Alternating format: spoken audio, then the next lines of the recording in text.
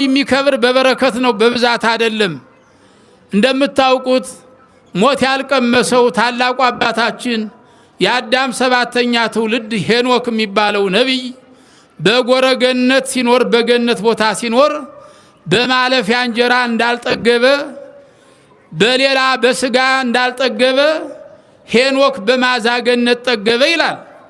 የገነትን ማዛ በማሽተት አሁን ያረፈዳችሁበት እጣኑ ሲሸታችሁ፣ ቅዳሴው ሲሸታችሁ፣ አገልግሎት ሲሸታችሁ ትላንትና ያሰባችሁትን ዛሬ ያስረሳችኋል። በበረከት መጥገብ ማለት ይህ ነው። ረሃብተኞችን ከበረከቱ አጠገባቸው፣ የተራቡትን አጠገባቸው፣ ያላቸውን ባዶ እጃቸውን ሰደዳቸው ይላል። የሉቃስ ወንጌል ምዕራፍ 1 ቁጥር 43 ላይ ተመለከቱ። ያላቸውን ባለጸጎችን ባዶ እጃቸውን ሰደዳቸው፣ የተራቡትን ከበረከቱ አጠገባቸው ይላል። እስቲ ደስ ይበላችሁ በእግዚአብሔር በረከት። በረከተ ስጋ በረከተ ነፍስ ያድላችሁ ለሁላችሁ። በቤታችሁ በረከተ ስጋ በነፍሳችሁ በረከተ ነፍስ ይስጣችሁ መድኃኔዓለም። በበረከት መኖር ነው የሚያስፈልገው። ለዛ ነው ሄኖክ በማዛ ገነት ጠገበ ይላል። ምንም አሁን ዛሬ ሞት አልቀመሰም። የአዳም ሰባተኛ ትውልድ ነው። የመጀመሪያው መጽሐፍ ቅዱስ የተጻፈው መጽሐፈ ሄኖክ ነው። መጽሐፍ ቅዱስ በኦርደር በቅደም ተከተል ስታነቡ መጀመሪያ የተጻፈው መጽሐፈ ሄኖክ ነው። ከዛ በኋላ መጽሐፈ ኢዮብ ነው የተጻፈ። ከዚያ ቀጥሎ ነው ኦሪት የተጻፉ። እንግዲህ ኦሪት ዘፍጥረት ጀምሮ እስከ ዳግም ድረስ የተጻፉት ከዛ በፊት ነው እና ዋናው ትልቁ አባታችን ሄኖክ በማዛ ገነት ጠገበ። ገነት የገነት ማዛ በገነት ይኖር ነበረ። በእጽዋቱ ሽታ ጠገበ ይላል። አሁን ደግሞ በሀገራችን በእጽዋቱ ሽታ በዛፉ ሽታ ሰው ይጠግባል። በዚህ ብቻ ይጠግባል። የአዝመራው ማዛ አለው፣ የገብሱ ማዛ አለው። ዛሬ ማዛ ጠፋ እንጂ በመዳበሪያ ተደበደበ እንጂ ማዛ ነበረው ሁሉ የኢትዮጵያ እህል ማለት ነው። ስለዚህ በሽታ ብቻ የገብሱ ሽታ አለው፣ የባቄላው ሽታ አለው፣ የአተሩ ሽታ አለው፣ የሰሊጡ የጆሆላው ሽታ አለው። በዚህ ብቻ ወገኖቻችን ጠግበው ይኖሩ ነበር ማለት ነው። ዛሬ እንኳን አይደለም ይህሉ ቅቤውም ሽታ የለውም፣ ስጋውም ሽታ የለውም። ዝም ብሎ መቅለብለብ ነው እንጂ አሁን ምንም ሽታ የሌለው ነገር ነው። ከተማውም የከተማ ሽታም አይመስል እንደምታዩት ከተማ ይሸታል ስታዩት።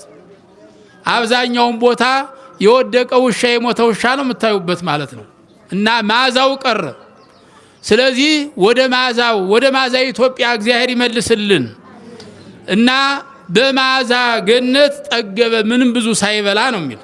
ሰው ደግሞ ብዙ ስለበላ እኮ አይጠግብም። ስግብግብነት ካለው ይበቃኛል ካለ እኮ ይበቃኝ ነው። ከቤት ይበቃኛል የሚል ተስፋ ይበቃኛል የሚል ሐሳብ ካላችሁ ሁሉ በቅቷችሁ ይኖራል ማለት ነው። እና በረከተ አምላክ ከናንተ ጋር ይሁን። የአምላክ በረከት ከናንተ ጋር ይሁን። የተራቡት ይጠግባሉ ነው የዛሬው እኮ ነው የዛሬው መዝሙር ነው። ከሌላ አልሄድም። በበረከቱ ዝናብ በዘነመ ጊዜ የተራቡት ይጠግባሉ ነው። ራብ እንደምታዩት ቀዩን ያጠቁራል፣ ጥቁሩን ያነጣል፣ ሞራን ይሰብራል። እኛ እንደምነግራችሁ ምግብ ይስማማናል፣ ራብ አይስማማንም። ስለሆነም አስቀድሞ እኛ አርብ ልንፈጠር ምግባችን ማክሰኞ ነው የፈጠረው መድኃኔዓለም። የልባችን መሻት ምን እንደሚያስፈልግ ያውቃል እግዚአብሔር። ስለዚህ ከምንም በላይ መሐሪነቱን ቸርነቱን ማመን ይገባል እንጂ ጦማችን አያሳድረንም መድኃኔዓለም። ኦ ድንግል መዘክር ሀበ መዘክር ዘይረስ ኩሎ። ድንግል ሆይ ሁሉን ከማይረሳ ከልጅ ዘንድ አሳስቢ ይላል አባ ሕርያቆስ። እንግዲህ ሁሉን ከማይረሳ ማለት ትንኝን እንኳን ትንኝን የማይረሳ አምላክ ነው። እናንተም ትሉታላችሁ በቃል እንጂ በሕይወት አትሉትም እንጂ እንደምትሉት አሞራ ቀላቢው ጌታ ትላላችሁ። ግን ቃል ብቻ ነው። በየመኪናው በየባጃጁ የተለጠፈው ቃል ብቻ ነው፣ ጥቅስ ብቻ ነው፣ ሕይወት የለውም። አዎ አምላካችን እግዚአብሔር ትንኝን አልረሳም። በዚህ በክረምት ወቅት ትንኞች ይበዛሉ። ቢምቢዎች ትሏላችሁ እናንተ እና እንዴት ነው ይከርማሉ ያላችሁ እንደሆነ እነዚህ ቢምቢዎቹ እንደምታውቁት እንዴት አድርጎ ያስተዳድራችኋል እግዚአብሔር ካላችሁ ሀልዎቱን ካሰባችሁ ካመናችሁ ትንኝን የሚረሳ አምላክ አይደለም። ትንኝን አይረሳም። ትንኝን አይረሳም። አሞራዎችን አይረሳም። አሞራዎቹን አይረሳም። እንዴት ያላችሁ እንደሆነ እነዚህ ቁራ የሚባሉት አሁን እንግዲህ ይገለጽላችኋል። በክረምቱ ቁራን አሞራን ያመጣል እንዴት መግቧቸው እንደሚያደር።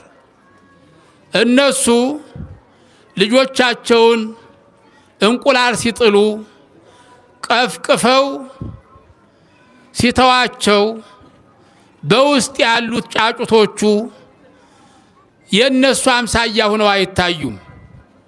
ስጋ መስለው ይታዩአቸዋል። እነሱ መልካቸው ጥቁር ነው። ክንፍ ገና አላወጡም። የኛ አይደሉም ብለው ትተዋቸው 40 ቀን ይለዩአቸዋል። ጫጩቶቹን እየሰማችሁ ነው። ዛሬ ልጇን ትታ የምትከዳ ሴት ስላለች ማለት ነው። ማሳደግ ሲያቅታት ልጅ አይደለም ብላ ከድታ የምትሄድ አለች። ጨካኝ የሆነች ሰው ማለት ነው። እና የእግዚአብሔርን ቸርነት ነው የምነግራችሁ። አሞራዎቹ ጫጩቶቹ አይነታቸው እነሱን ስለማይመስል መልካቸው እነሱ ስለማይመስል ይኸው እናት እንግዲህ 40 ቀን ትታቸው ትሄዳለች። እነሱ ትጠፋለች። 40 ቀን እስከ 40 ቀን አፋቸውን ይከፍታሉ። ትንኞቹ ቢምቢዎቹ ቤት እየመሰላቸው ከነሱ አፍ ላይ ያርፋሉ። ይህ በቸርነቱ በጥበቡ የሚያደርገው ስራ ነው። እነዛ ለቢምቢዎቹና ለትንኞቹ እንደ መጠጊያ እንደ ዋሻ ያስቆጥርላቸዋል። ታውቃላችሁ፣ ትንኝ ቢምቢ ነው የምትሉት እናንተ። ያስቆጥርላቸዋል። እንደምን? እንደ ዋሻ፣ እንደ መኖሪያ ቤት፣ እንደ መክረሚያ፣ እንደ መቆያ ለ40 ቀን እንደ ቤት ይጠቀሙባቸዋል። ለቁራዎቹ ደግሞ ለጫጩቶቹ ደግሞ እንደ ምግብ ይቆጥርላቸዋል። እግዚአብሔር እንደ ምግብ አድርጎ ያስተዳድራቸዋል። በዚህ በክረምቱ ሰዓት ማለት ነው። ስለዚህ ሁሉን ከማይዘነጋ ይላል።